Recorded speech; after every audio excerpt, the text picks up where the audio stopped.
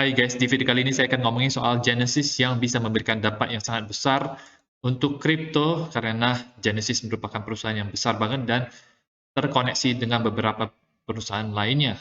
Kita akan update soal itu dan ada juga technical analysis dan sebagainya. Nama saya Kelby dan saya menyajikan informasi seputar fundamental, technical, dan on-chain analysis. Tonton video ini sampai akhir agar informasi yang lengkap dan bermanfaat. Klik like dan subscribe untuk mendukung channel saya. Kita akan lihat dulu di time frame daily-nya. Time frame daily-nya masih dalam posisi sideways. Untuk indikatornya itu lebih condong ke bullish karena ada green dot dan MACD juga akan segera cross ke atas RSI tetapi masih di bawah 50, jadi belum ada pergerakan dan kemarin sempat turun sampai ke 16.300-an tetapi bisa naik dari situ.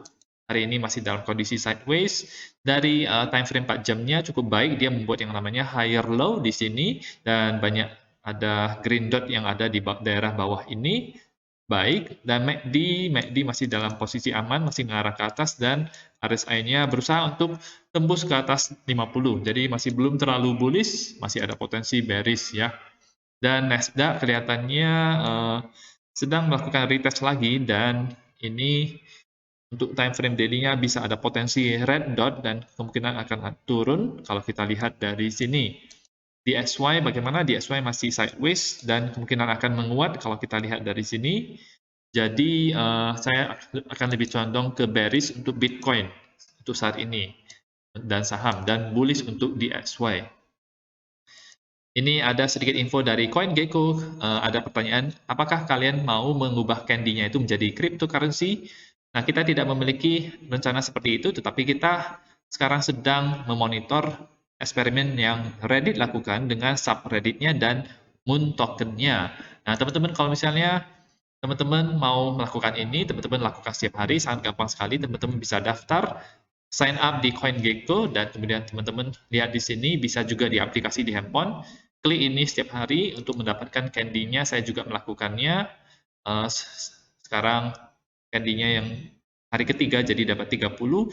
Semakin banyak konsekutif kita mengklik ini 7 hari berturut-turut, maka kita akan mendapatkan lebih banyak lagi candy-nya. Dan saya sudah mengumpulkan juga lumayan banyak di sini. Mungkin bisa potensi menjadi airdrop ya teman-teman ya. Jadi lakukan saja ini setiap hari dan lakukan juga PR-PR yang lain setiap hari seperti di Layer 3, Crew 3, Galse, dan juga Guild.xyz. Kondisi sekarang di Gemini, exchange Gemini ini merupakan exchange Amerika, banyak withdrawal daripada Ethereum yang terjadi dilakukan di sini, all time high hari ini, dan ini menandakan bahwa ini ada hubungannya dengan Genesis yang mungkin ada isu insolvent atau bangkrut ya teman-teman. Gimana ceritanya, kita akan lihat koneksinya daripada Gemini ini dengan Ethereum. Sampai sekarang Binance masih dalam posisi yang aman ya teman-teman, masih dalam posisi yang cukup kuat karena dari kemarin saya mendengarkan beberapa pembicaraan yang dilakukan oleh CZ di Twitter cukup baik, cukup positif, dan BUSD-nya juga itu di launching Paxos. Paxos merupakan perusahaan yang cukup baik sekali, terdaftar dan terregulasi dengan baik di New York ya. Jadi tidak ada masalah soal itu. Ini kita akan lihat sekarang mengenai kondisi Genesis sekarang. Ini mungkin bisa menjadi hal yang lebih impactful daripada FTX. FTX itu melukai funds liquid dan konsumennya. Genesis memberikan impact kepada setiap perusahaan yang ada di kripto. Kita akan gali lebih dalam lagi. Genesis itu merupakan OTC Bitcoin, jadi kita bisa beli Bitcoin di kita ketemu langsung, jadi kita bisa beli Bitcoin langsung ketemu muka dengan muka. Barry Silbert merupakan Genesis ini bagian dari DCG ya, sebuah holding company dari Barry Silbert yang memiliki CoinDesk. CoinDesk ini portal berita kripto, Foundry, Genesis, Grayscale. Grayscale juga sama DCG ini ada venture kapitalis juga. Nah, di Q4 2021 trading volumenya itu cukup gede, 30,8 miliar, spot volume 20,7 miliar dolar derivatifnya, dan banyak juga usaha pinjam meminjamnya. Kemudian Three Arrows Capital terjadi ya bangkrut, Genesis itu memberikan banyak pinjaman kepada Three Arrows Capital, 2,4 miliar dolar. Jadi banyak banget ini. Mereka memfile klaim 1,2 miliar. Oke, DCG masuk step in dan assume ini mungkin mengambil 1,2 miliarnya tersebut. Ini membuat Genesis tidak ada lagi yang namanya hutang atau piutang terhadap Three Arrows Capital, ya. Nah, tetapi beberapa hal kemudian terjadi lagi. Genesis juga punya exposure yang cukup besar kepada Babel Finance, dan Babel Finance ini collapse juga waktu itu ya, karena kalau tidak salah exchange ZipMax ini terkait dengan Babel Finance juga waktu itu, dan waktu itu sempat men-halt withdrawal-nya, tidak bisa withdraw. Oke. Nah, di Q3 2022 ini trading volumenya itu berkurang drastis jadi 18,7 miliar dan 9,6 miliar. Jadi sangat berkurang sekali.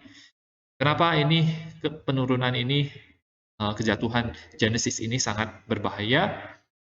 Beberapa perusahaan seperti Gemini itu menggunakan Genesis untuk memberikan customer-nya seperti kita-kita earn ya. Jadi di Gemini itu ada Gemini Earn. Di sini kita bisa taruh kripto dan menghasilkan earn di sini menghasilkan persenan yang cukup tinggi dibandingkan dengan persenan di bank. Jadi inilah sumber masalahnya ya. Kalau misalnya kita memberikan kita taruh stake earn di Gemini, Gemini nanti kasih uang kita itu ke Genesis. Genesis itu meminjamkan uangnya kepada seperti Three Arrows Capital. Three Arrows Capitalnya itu bangkrut. Gimana Genesis bisa bayar ke Gemini? Gimana Gemini bisa bayar ke kita? Dan ini adalah masalahnya, ya. Ini adalah masalahnya. Genesis tidak bisa mendapatkan kriptonya balik. Gemini tidak bisa memberikan kriptonya kepada kita. Dan selain itu, setiap whale yang dia tahu itu memberikan uangnya kepada Genesis karena Genesis ini merupakan yang paling besar ya. Jadi dari situ mereka percaya akan hal ini. Oke. Sekarang institusi kantor-kantor dan whale tidak bisa mendapatkan kriptonya kembali. Jadi kenapa Genesis ini menghentikan withdrawal-nya? Oke, mereka duduk di center atau pusat daripada market kapital kripto ini. Mereka menjaga fund, mereka menyimpan uang, mereka membantu institusi untuk mendapatkan yield. Mereka adalah produk yield untuk platform-platform centralized finance seperti Celsius, Three Arrows Capital, dan lain-lain. Semoga DCG punya uang untuk menghentikan ini, untuk menghentikan masalah ini. Kalau asumsi misalnya tidak punya, dan mereka sedang mau raise money, jadi mengumpulkan uang untuk ini, mereka raise 10 billion di tahun 2021.